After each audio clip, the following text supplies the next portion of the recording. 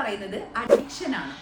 പ്രേമത്തിനും അഡിക്ഷനും ഒരുപോലെയാണ് അതിന്റെ സൈക്കോളജി പ്രവർത്തിക്കുന്നത്.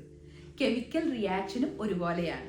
രണ്ടിലും കിട്ടുന്നത് റിവാർഡ് സിസ്റ്റം, അതായത് ഡോപ്പമിൻ അവിടെ വർക്ക് ചെയ്യുന്നു.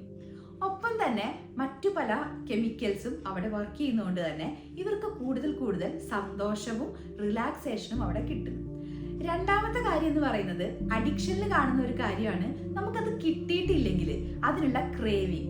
അതുപോലെ തന്നെയാണ് പ്രേമത്തിനും. നമ്മുടെ ആ ഇഷ്ടപ്പെടുന്ന ആള് നമ്മളെ വിളിക്കാതിരിക്കുകയോ സംസാരിക്കാതിരിക്കുകയോ ചെയ്താൽ നമുക്കൊരു ക്രേവിങ്ങിന്റെ അതേ ഫീലിംഗ് വരും.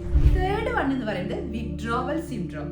അതായത് നമുക്ക് ഇതിൽ നിന്ന് വിഡ്രോ ചെയ്യുമ്പോൾ ഉണ്ടാവുന്ന ഒരുപാട് സൈക്കോളജിക്കൽ എഫക്റ്റുകൾ ഉണ്ട്. ലോ മൂഡിലേക്ക് പോവാം, മറ്റു പല രീതിയിലും അയാള് തകർന്നു പോകുന്ന അവസ്ഥയുണ്ട്. അപ്പൊ അതുകൊണ്ട് തന്നെ പ്രേമം എന്ന് പറയുന്നതിന് ഒരു അഡിക്ഷനോടുമായിട്ട് ഒരുപാട് ബന്ധം കാണുന്നുണ്ട്.